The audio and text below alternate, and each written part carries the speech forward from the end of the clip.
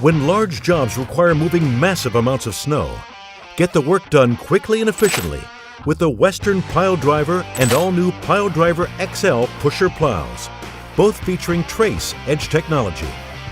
These pushers scrape down to the pavement with an advanced cutting-edge system that has independent 2-foot sections that move vertically, oscillate, and trip. Get more jobs done faster with the Western Pile Driver lineup of pusher plows. Mike Bott from Frost Solutions, one of the owners of the company.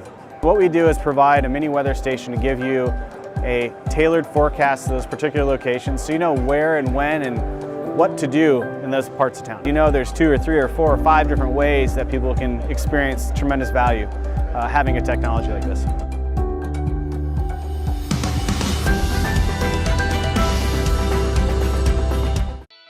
Welcome to the Entrepreneurial Journey with your host, Dave Westcott. The Entrepreneurial Journey is a weekly podcast that streams live every Tuesday at 9:15 a.m. Pacific on Dave's YouTube channel and LinkedIn profile. Now here's Dave with this week's episode.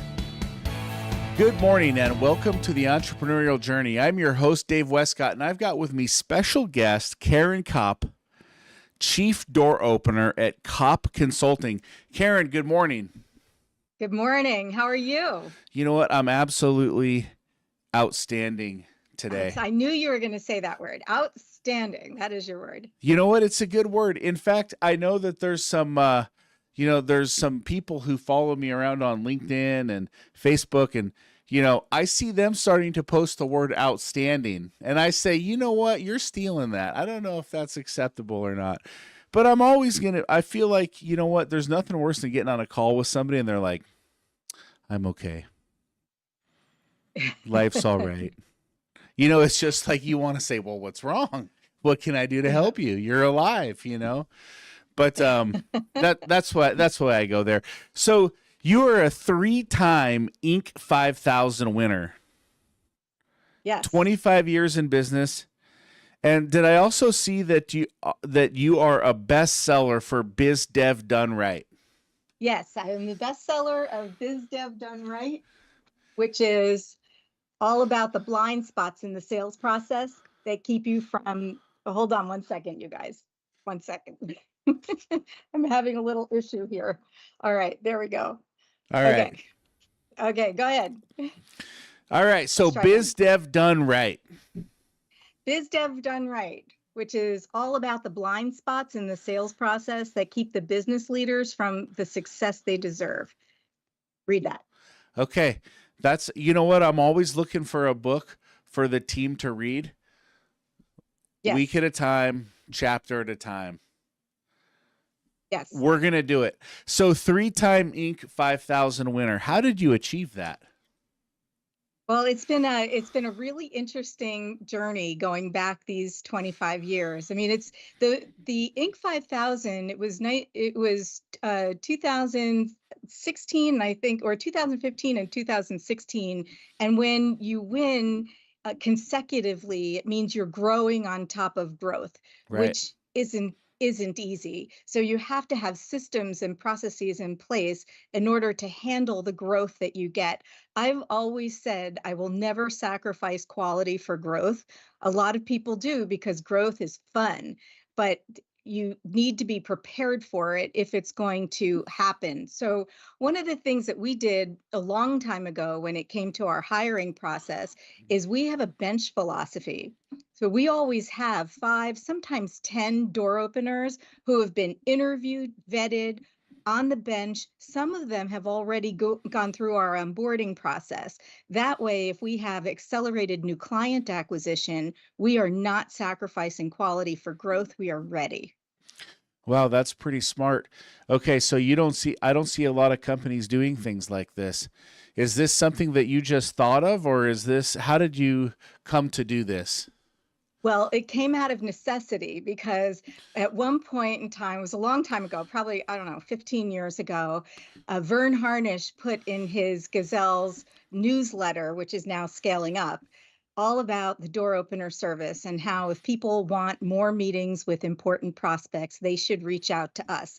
And I got a flood of inquiries. Fortunately, by accident, I happened to have had several door openers waiting, but that wasn't part of our philosophy at that time.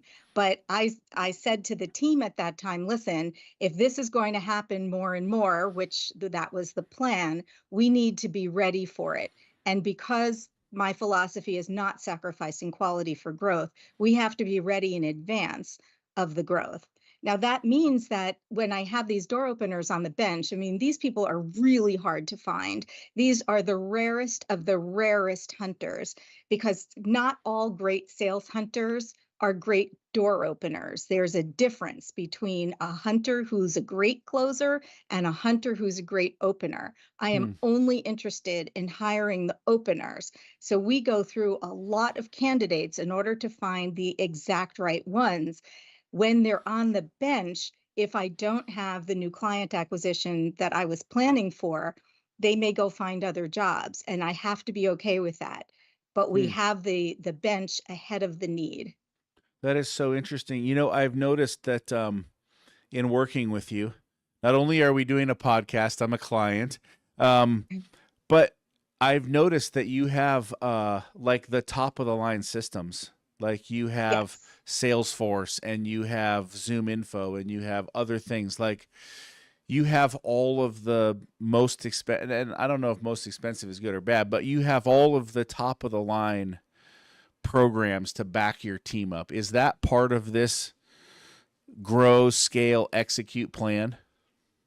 It has been over time. I wouldn't say that I planned for it in advance. It came out of necessity, because I don't know how long it's been since we've had our own Salesforce iteration, probably over 10 years, maybe close to 15 years. But before that, we used to use our client CRMs.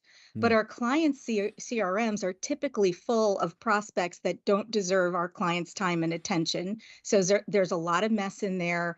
They are not set up for door opening efficiency. The reports are not set up so that managers can diagnose what's going wrong in the business development process. So we ended up spending a lot of management time anytime we were getting reports, if we could get reports from our client systems. And my team at one point came to me and said, we would be more efficient, we would be more effective if we had our own Salesforce iteration and if we can customize it for door opening efficiency. I don't see that anywhere. Some of the things that we're tracking, I've never seen somebody track. For example, the number of times you get a second meeting from a first meeting. That is what I call one of the sales effectiveness metrics, which I have a little TM on that now, because that's how you know that you're getting the right appointments, because we're tracking the number of those that go to the second appointment. And if it doesn't go to the second appointment in our Salesforce iteration, which we've spent a lot of money investing in, there is a checkbox that if they didn't check, yes, it went to the second meeting, they have to say why. The door openers have to put that in there. So was it the client didn't ask for the second meeting? Because if the client doesn't ask for the second meeting, as you know, as one of our clients, the door opener will typically jump in there and get the second meeting on the first meeting when we do the warm Yep. handoff. But there's a circular approval process after the appointment occurs internally. I see every one of those across programs. I live for those. In fact, when I'm sitting at a conference next to somebody who's having difficulty getting meetings, I just show them my phone. I say, look at this. Thursday at 10, my client just got a meeting. Look at this. My client just had a meeting. Was there a second meeting as a result? Yes. See, you can see it right there on my phone. It's I my love favorite that. part of the day. I love that. I want to go back to something you said was, you know, you said when you're looking through your clients' CRMs back when you did that, that you would be, you know, going through there and looking at the clients that they have, and you said they don't deserve your time. And I think that's a huge lesson for anybody in sales. I mean, that's kind of like an aha moment, like, whoa, what do you mean they don't deserve your time? Every client is a good client. But what I hear you saying is like a lot of the clients that the companies we work with are going after are the wrong client. Can you break that down for me? Well, there's two parts of that. So, yes, a lot of times they're going after the wrong clients, but that's because they haven't recently defined what an A-level client is for them. That changed for many people during the pandemic. And then after the pandemic, it changed again. And then with recent policy changes, it may be changing again. Hmm. But it's rare that even though the business leader may know exactly where the sweet spot is, that either the salespeople don't know because it hasn't been communicated. Where when you work with us and we develop that messaging document, remember the one that you approved? It Yep. was like 20 pages long. Yep. Right at the top of it is what we have agreed is the exact right kind of prospect, the right filters, and the prospect list, because this is the second part, is in alignment with what you said you wanted as your newly defined A-level client. Hmm. So, how recently have the business leaders defined it? If they defined it recently, did they share that information with their sales teams? A lot of times they don't. And then did they then go back to the prospects that are in progress and to the clients that they have and compare the newly defined A-level client definition with what they're currently working? And most of the time, when I ask that question, what percent of prospects that you're working currently deserve to be on your list? The number is low. Hmm. It's like 30%. Then I say, what percent of clients that you have currently are the right clients? And that number is often low too, because what happens is people are responding to referrals and inbound leads because that's easy. For you just get a center of influence who says, here, this person needs you, and you're going to follow up on that because it will close sooner and because it's easier. But it may not be the right kind of client to get you where you want to go with the business. Hmm. That's discipline. So for us, every single prospect needs to deserve to be on our client's list for a reason. Otherwise, it is not uploaded into our Salesforce for the door opener to call. So there should be no waste in this process. That's a great answer. That makes me think about all sales processes, and I think that that is so true. You mentioned one other thing, and that was, you know, you're looking at the sales process and you're looking at the way that the team is operating. You're diagnosing what's going wrong. How are Right. you doing that, and what should other companies do to achieve that? Right. So if people want more meetings than they're getting currently with the right prospects, there are 5 planks of door opening success. So I'm going to tell you what they are. I won't dive into huge depth in Sure. each one, but then I'm going to tell you how we diagnose the programs that we have for our clients. So the first plank is the right target. If you've ever had prospects that are stuck in the pipeline after you met them, after you gave a proposal, chances are they were never the right prospect to begin with. Target is a big offender of sales inefficiency. Hmm. So the exact right target where every prospect on the list meets the prospect criteria. For us, we verify contact information also. So we have our research department kind of just making a call to see if it's a working phone number. They won't talk. That's the door opener's job, but it won't get loaded into Salesforce if it's not the right number. Because think about it, a door opener, this senior level person, is going to research your prospect before they pick up the phone to call. Well, Yeah. they could be researching for 3 minutes, 5 minutes, whatever it is, only to call and find out that the phone number doesn't work. What a waste of time. We Yeah. separate those workflows and have the research team do that verification. So everything that's uploaded into Salesforce for our door openers to use is as right as it could possibly be, including checking that people are still in the right positions and things like that. So right target. The second one is right message, but I mean sales message, not the marketing message. A lot of people confuse that, and they think that their value prop is what they're going to use to open the door with an executive level prospect. Not so. That's the value prop is typically too broad. We need something that's more narrow when it comes to sales messaging, that's spot on, because the person you're calling is busy. Why should they take your call? That sales messaging should be so compelling that a prospect would knock 3 people off their calendar and make room for you. But when companies come to us and we do the intake, what are you currently using to get the doors open?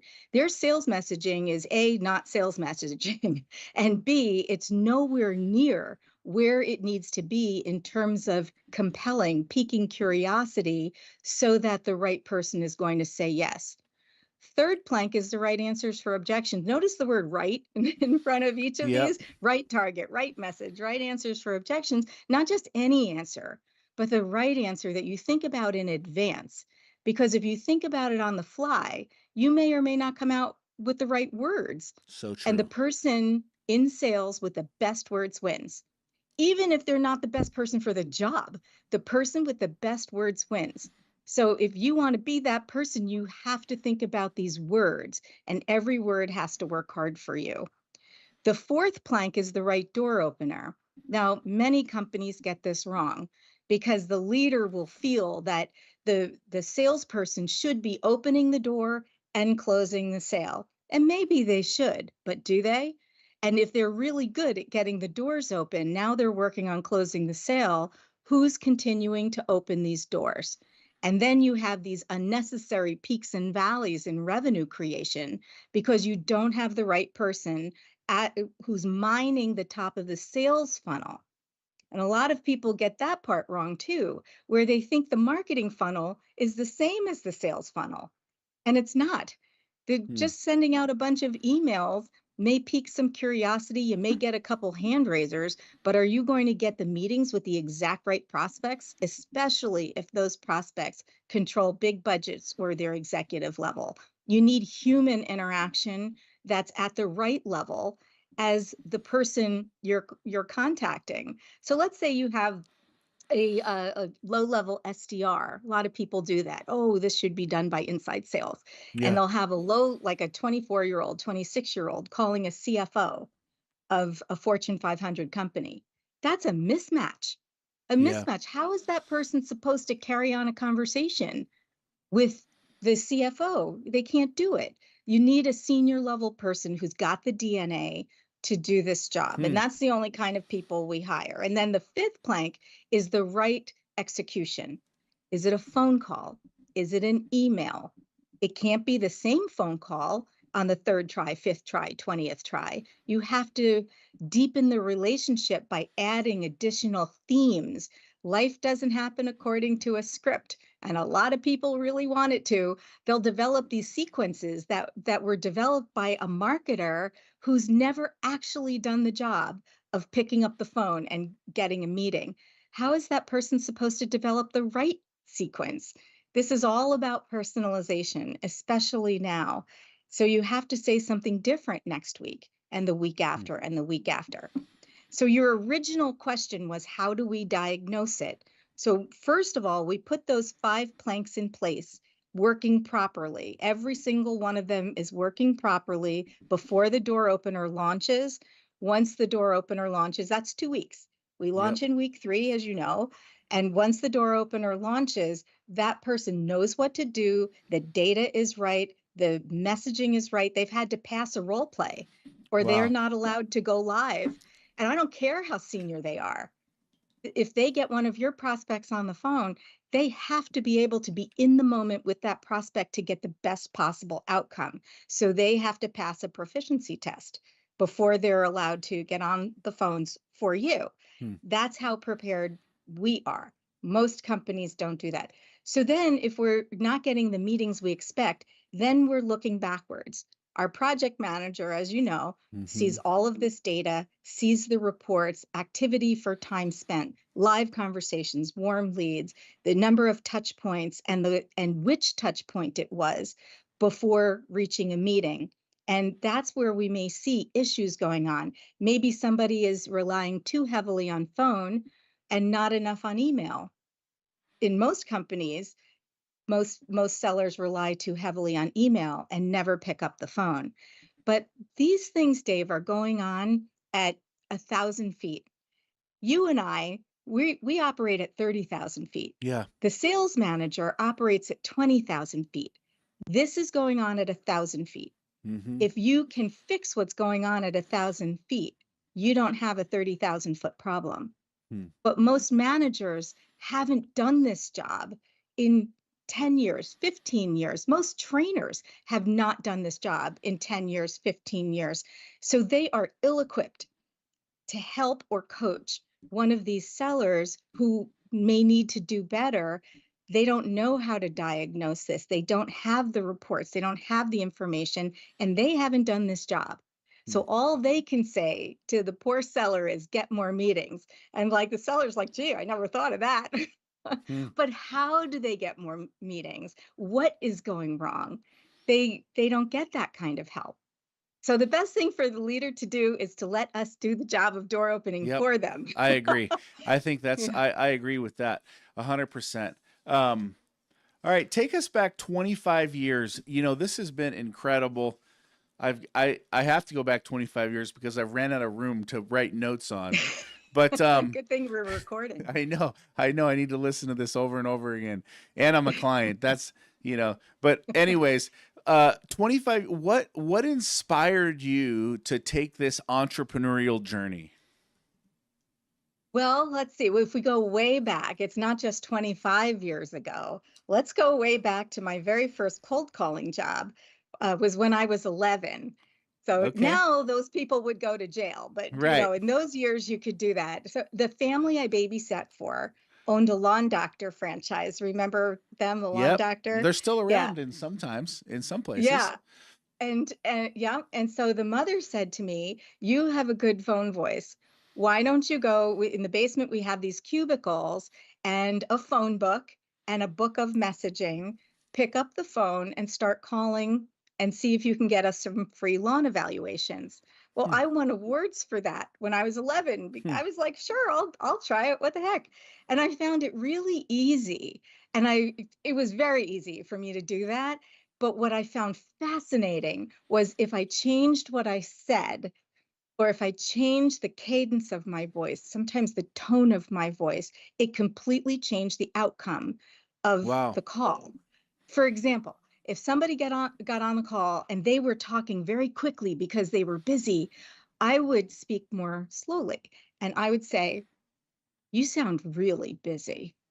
And they would say, you're right. You have no idea. And then they would start telling me what was going on in their lives.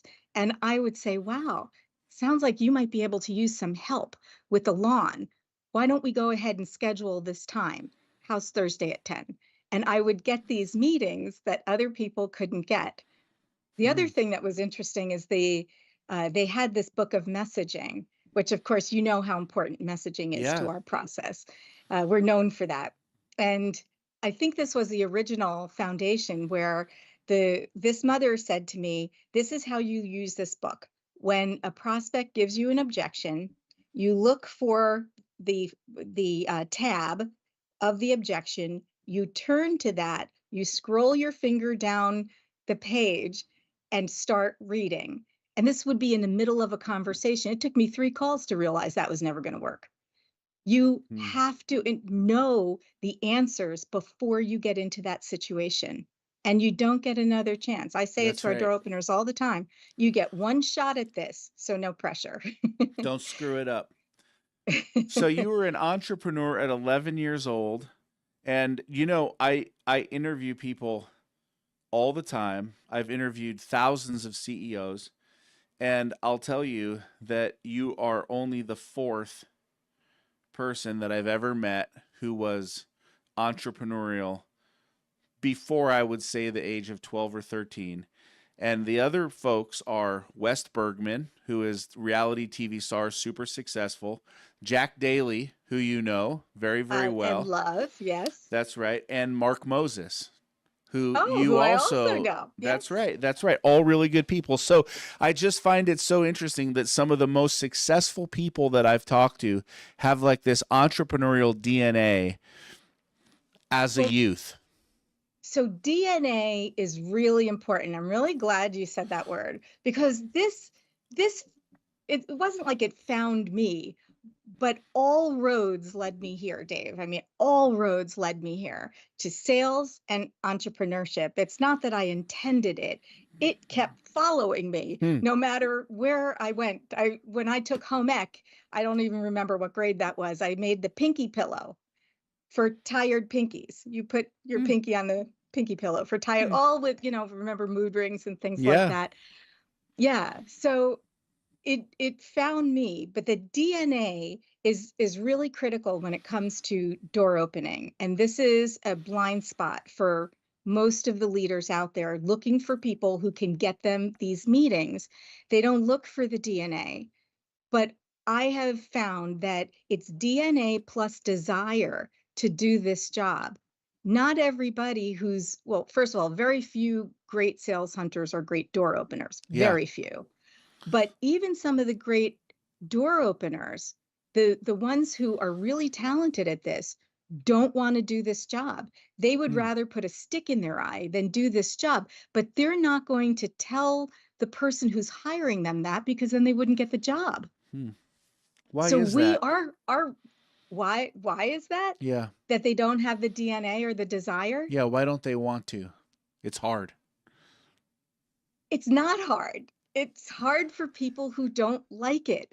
In There you fact, go. if you have somebody who doesn't like to do this job, it is torture. And I can train someone's sales team all of our techniques. I can train them to do better than they are doing currently, but I can't train them to have the DNA and to love this job. We have to hire that. We hire experience plus DNA. That's what we're hiring. And that's why when you have multiple door openers on your business and they're all great, and your project manager, who has been a door opener here before, is great and understands this. And these people, they operate very differently than a hunter who is a closer. They're motivated by Hmm. different things. These people are maniacally methodical. Skipping over a prospect who's next in the rotation would physically pain them. Hmm. Whereas a closer, they're thinking on a whole different plane, and there's room for both of these people. The problem is when the leader of the organization or the sales manager forces a hunter who's not an opener to do opening. They will do anything else than sit there and make these right calls. And that's the Hmm. problem with the revenue creation. That's why people are not getting these meetings, and we are. Hmm.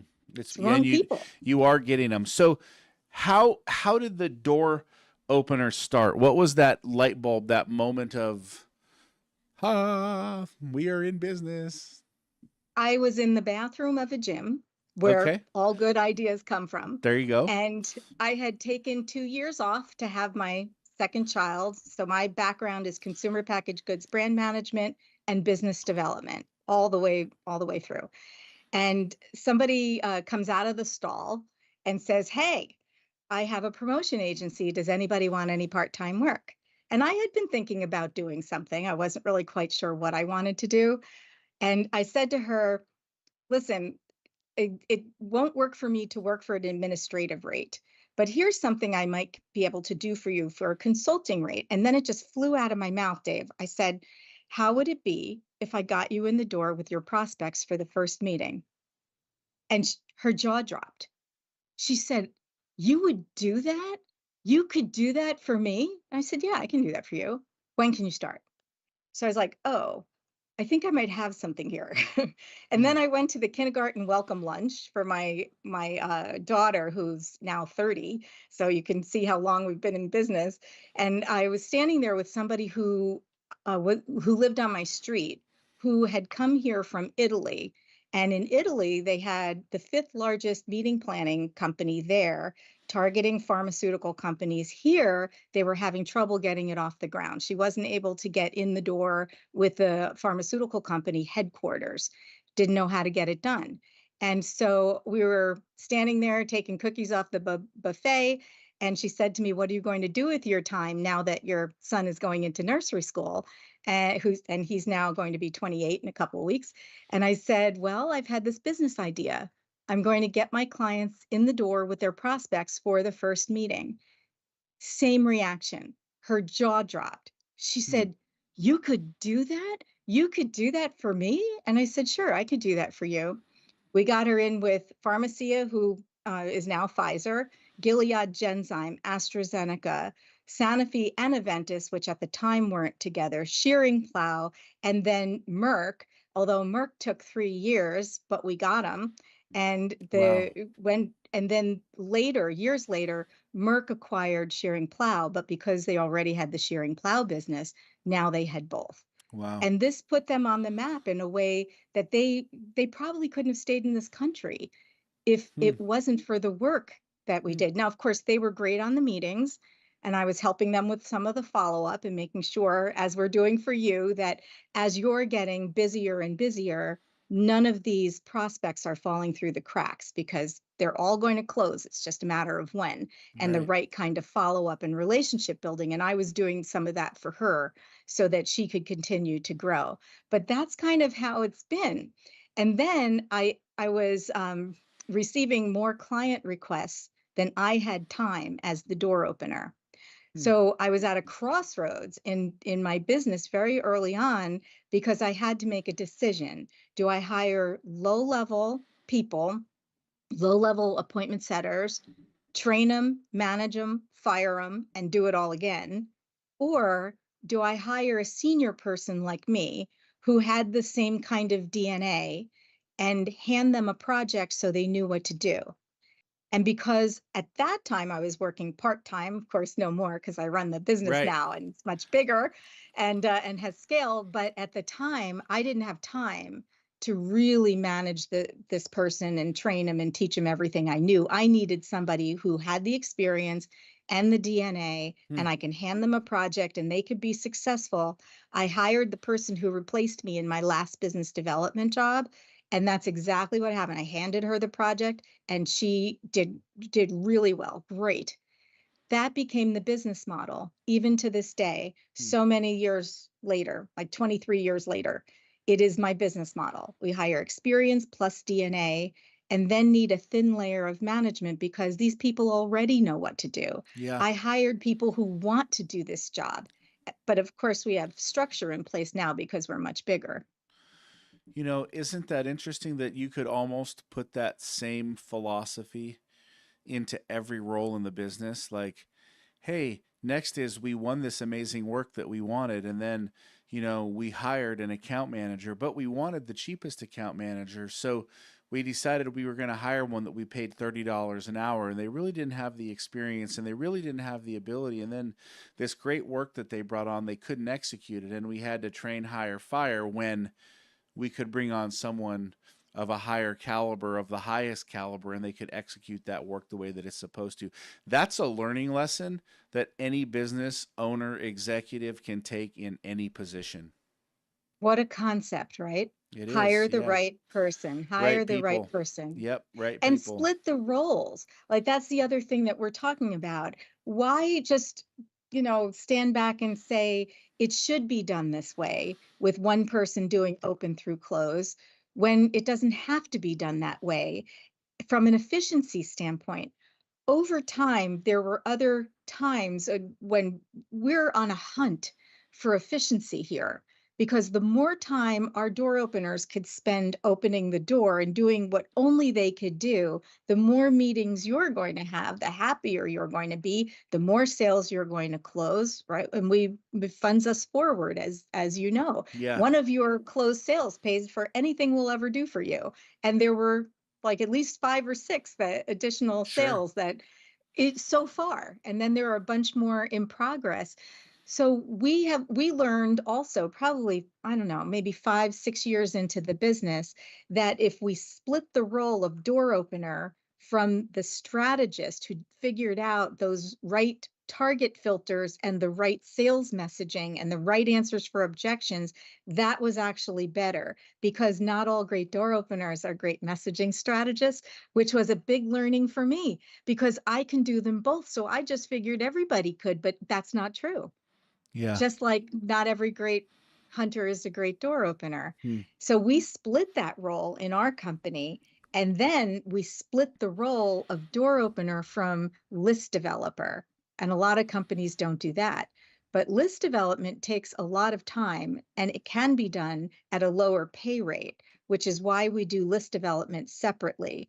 And we have researchers whose job it is to do that. We give them the right tools and they do the checking that every prospect on the list meets the filter, so that the door opener, when they open up Salesforce, they are only working on the exact right prospects. They're not busy hunting for an email address. What a waste. Yeah. No, that's really, really good. What's the biggest change you've seen over the last 28 years in sales? Well, how much time do you have? Only one. I think I don't know if it's so much of a change, except for now it's really, this change is preventing, it's preventing businesses from being successful when it comes to landing new meetings, is that the people who are doing the work of the door opening, especially if they have younger people or just a couple of years out of college, that kind, they are not comfortable with phone. They are not comfortable with verbal interaction. They are more comfortable with email, but yet the relationships are built based on human interaction.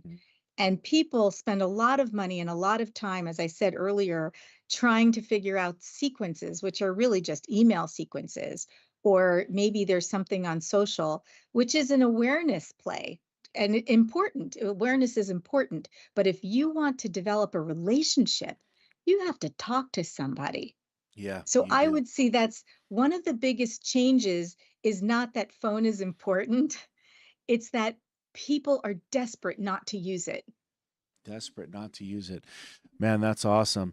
Um, Speaking of that, I mean, kind of going down that path, how do you see AI changing the way that sales has done, either for the good or the bad?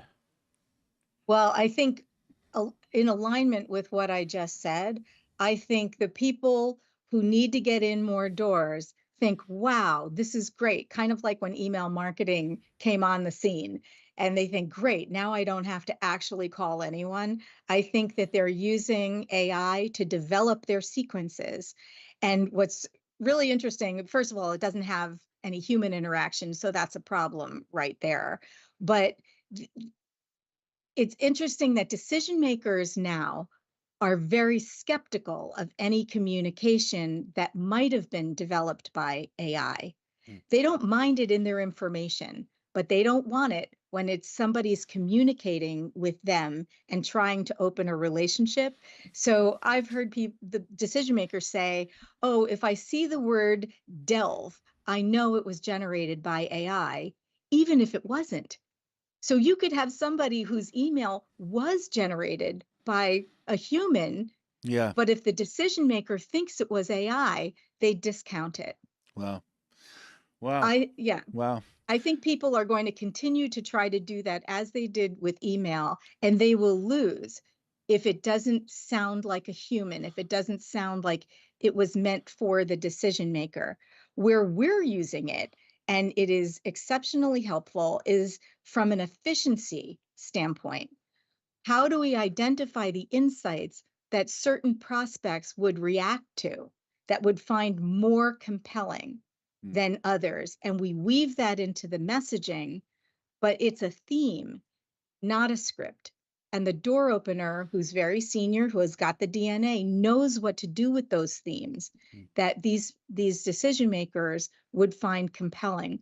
Because you have to say something really compelling in order to have that decision maker like feel what I call prospect FOMO, fear of missing out, that they'd have to be irresponsible not to take this call, and to have this call now as opposed to 3 months from now. That's all about the messaging. And some of those insights we can find through AI. Well, that leads me to my next question is what do CEOs really need to know about prospecting and sales? I'm going to stop us for 1 second, okay? Sure. 1 second. That was coming. Okay, ask me again. All right.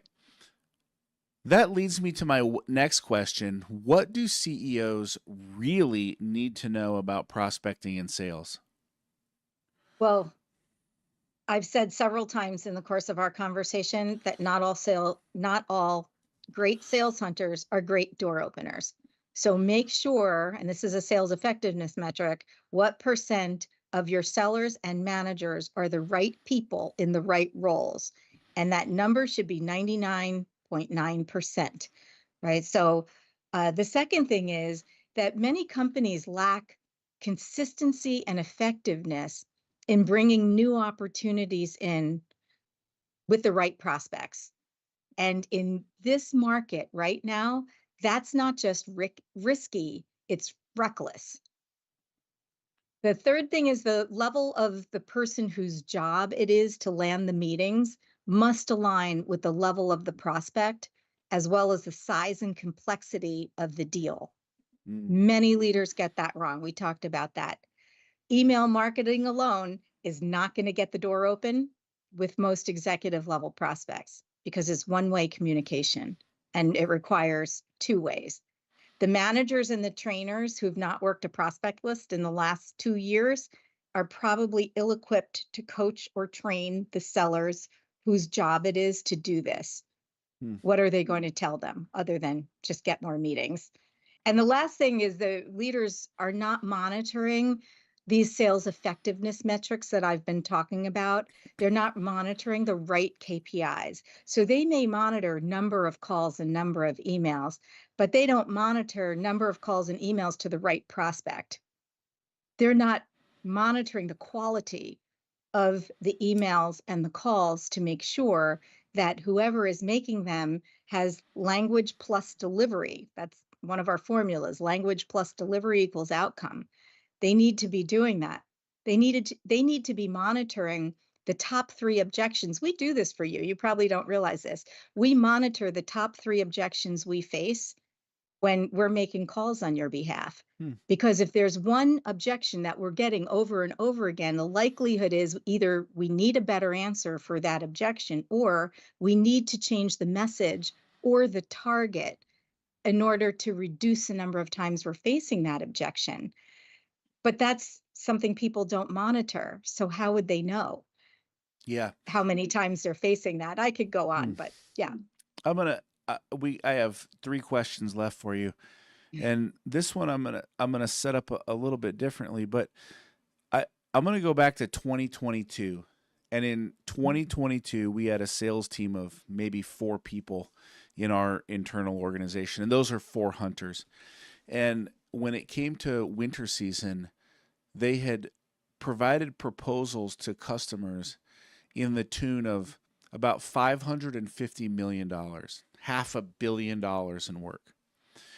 And when it came to the end and, we looked at the work that we were awarded, and each one of these salespeople had a quota of $12 million apiece, and they should have brought on $50 million. Nobody hit their goal. And one of the things we looked at was, our sales team was so focused on email, and they were so focused on, getting that email out and then just becoming a part of the RFP, that they didn't have the meeting. And what we have found with Kopp, the door opening service, is that you guys deliver more meetings with better prospects in less time, leading to more opportunities and a stronger pipeline, meaning that we're not sitting here focused on an RFP that has a huge number in our pipeline, but what we focus on is having this great relationship and beginning a relationship with a customer that's not based on a piece of paper or being a number on a spreadsheet. Explain why your team can deliver sales results CEOs crave when others can't. Like, we want the meetings, we want the face-to-face. We couldn't get the face-to-face, but we could become a number on a spreadsheet. What is the difference? Yeah, so I'm glad you asked that. The difference is because we know how to set this process up correctly. We know how to figure out where to get those target filters, how to get the hygiene of the information, the right target. We understand and can create sales messaging that actually makes a difference. Most people can't do that. They don't say something that's compelling enough to get a decision maker who, if they have a need, they have a vendor and they have 3 other people. So why would they take this meeting anyway? That is the job of sales messaging. We know how to create that sales messaging. We know how to create the right answers for the objections. We know how to hire these people. And the systems and the processes are already set up. Most companies don't have these systems and processes set up for door opening, maybe for closing, but not for door opening. We know how to hire these people, the right people.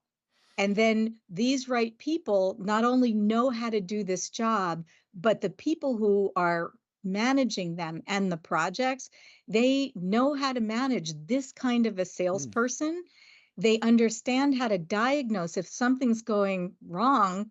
We need to fix it. We need to fix it quick because you're not going to be very patient about that if we don't fix it quick. But we have to know what the problem is before we could fix it. And we're very good at that diagnosis. So why would you want to create this internal capability yourself or make some of your great closers do the job of door opening when you can just hand it to us?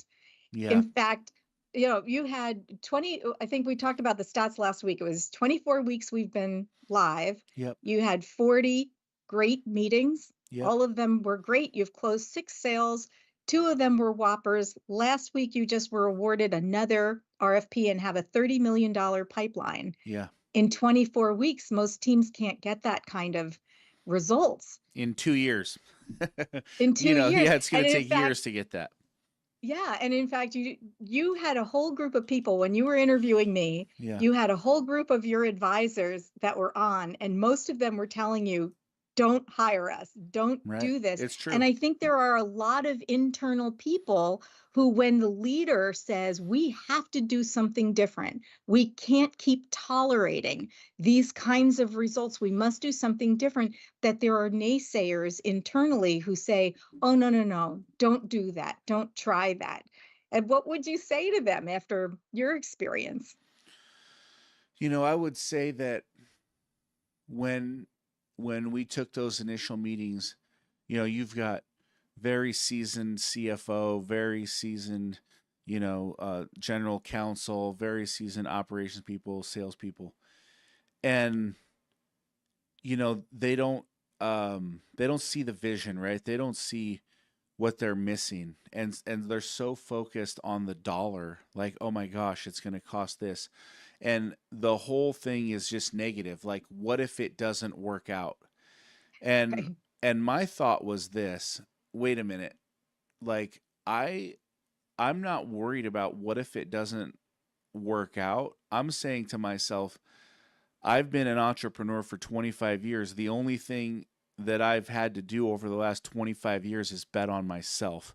So if you can open the door and you can put me in front of the right person, it's either on me to make it or it's not. And, and a little blessing from God along the way. And you know what? At the end of the day, like, you've either got to say, I'm going to go for it and I'm going to get on that call and we're going to make it happen, or you just close the doors to your business. Because at the end of the day, what's traditionally working, spending millions of dollars on advertising, millions of dollars on marketing, millions of dollars on Google Awards, whatever you're doing in your business, maybe it's even only tens of thousands, but like, it's hard to open these doors. It is hard to open these doors. And I think the only thing that team sees is this is what's going out, and they're not willing to bet on themselves. And I think when you're willing to say, if you open the door, I'm going to close it. And that's what you need, whether it's a founder-led closing opportunity or a salesman, led close opportunity to close that door, like you got to bet on yourself. And the great closers are going to say, I want the ball. It's the same thing on the sports team. Who wants to take the shot with 1 second left and you're down by 2 and you've got to shoot the 3-pointer? Those are the people that you want in that room, and those people weren't in that room. And by going through what we went through, I could tell these aren't the right people who are on this bus. And those people had been with me for a long time. Well, guess what? None of them are now. And at the end of the day, like, we have to make decisions, and sometimes we have to take risks, and sometimes you have to go for it. Because if you get me 1 appointment, or if you get me 5 appointments, it's on me to close it. It's not on you. You just brought it to me. That's all that I needed you to do. And if you lived up to your end of the bargain, it's my job to finish it.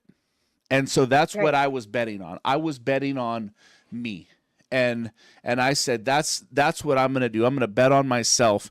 And then I said, I got this amazing team of door openers, and like, I thought I was a good salesperson. Like, I really did. Like, I thought, man, I'm good at this. And then I started working with your team, and I was like, oh my gosh, sometimes I felt like a rookie. You know what I mean? Like, I was like, okay, but the pre-meeting planning and the, and just the meeting reports, and then listening to what's being said, and then the cadence in which the meeting is set and fulfilled and put in place. Like, the coaching that went along probably leveled up my sales ability double, right? And now I'm like, wow, okay, now I can really get there. So when people say, like, don't do it, they're just foolish. Like, it's foolish not to take advantage of it in my position. There you go. That's a free testimonial for anybody out there. And listen, if you're a competitor, you don't get to hear that, right? If you're a competitor, you don't get to, this show, I'm actually going to title it the show your competitors can't watch. Right? Because, it's that game changing. Like, it actually makes me nervous to do this podcast because of the fact that this is such a good service. I don't want my competitors to have it. Like, I don't. Like, it's like, it's going to this will truly make their business better. And that's scary. We're Team Westcott over there. You go. There you go. I love that. I love that. Yeah. And, it's just, in business, like, it's tough, right? But this is one of the best. This is one of the best investments in my business and in myself that I've ever made, because it's made me better. And I think that that's been huge.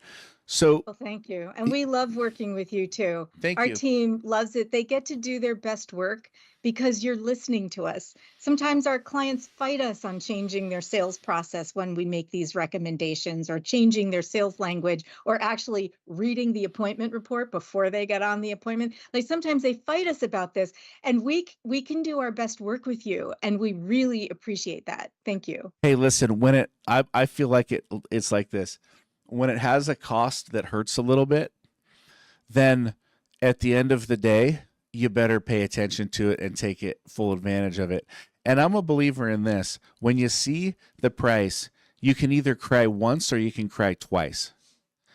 and the truth of the matter is, you cry once when it's the right service.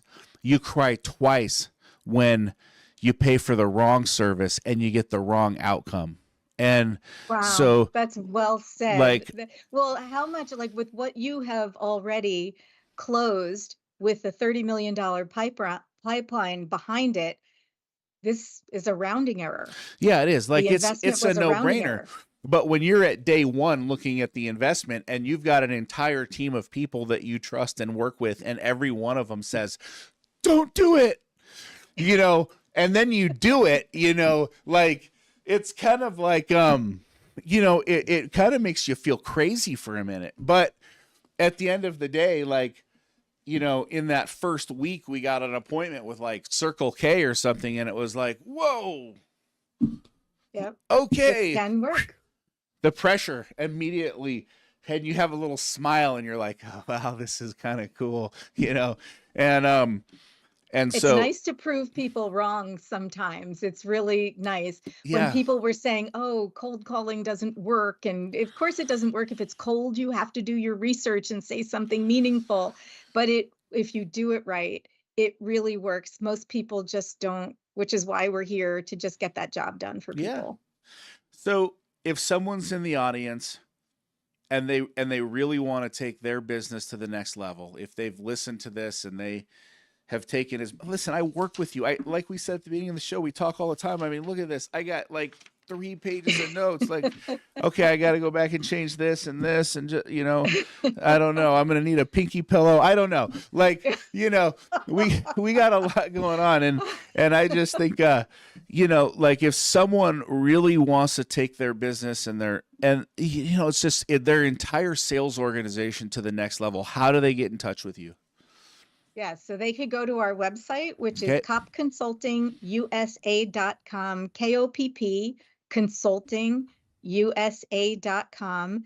They can email me at ckopp@koppconsultingusa.com. I'm happy to speak with them. And let's talk about whether having a door opener is going to be a game changer for your business too. And if it is, let's go. No reason to wait. No reason to wait. I love it. And if someone wants to follow you on social media and see what's going on, where are you hanging out online? I hang out on LinkedIn most of the time. I put out sales content at least once a week. I usually write about narrow subject areas of challenge within sales and provide solutions to that. I'm an open book. I'll tell anybody anything that we're doing because most people aren't going to do it. So either they're going to hire us or they're going to do it themselves, but most people need to hire us. So LinkedIn, Facebook, those are the places where I'm hanging out on social. So please link in with me and have access to some of these tips. Do it. It's a great thing for your business. Like it's a game changer. Okay. So we've got those things covered. What is a final tip you would give for anybody in our audience struggling with sales today? Well, if you're truly struggling with sales, identify exactly where the roadblock is. And if you need help with that, call me, because if you solve the wrong challenge, then you'll never get the right outcome. You need to identify exactly what's going wrong in your sales process and fix that. Most people don't think about it that way. They'll solve everything else. They won't solve the exact problem. I love it. Identify the roadblock. You heard it here with Caryn Kopp. This has been the Entrepreneurial Journey. It's been an incredible show. One, I'm super nervous to release because it's going to give my competitors a little shot in the arm. But, you got to catch us first. So we'll just leave it at that. This is the Entrepreneurial. Every single Tuesday, 9:15 a.m. Pacific Standard Time. I'm your host, Dave Westcott. Catch up with Caryn Kopp. Send her an email, follow her on LinkedIn, hit her up on Facebook. Change your life, change your business. Get in touch with the door opener. Thank you very much for being on the show today. It's been a pleasure. Thank you. It's been great. Thank you so much. We'll talk soon. Mike Bott from Frost Solutions, one of the owners of the company. What we do is provide a mini weather station to give you a tailored forecast to those particular locations so you know where and when and what to do in those parts of town. There's 2 or 3 or 4 or 5 different ways that people can experience tremendous value having a technology like this.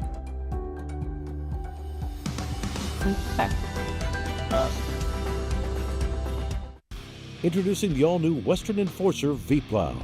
Engineered with all the features, efficiency, and performance of full-size Western V-Plows, built specifically for your half-ton truck. For more information, visit westernplows.com.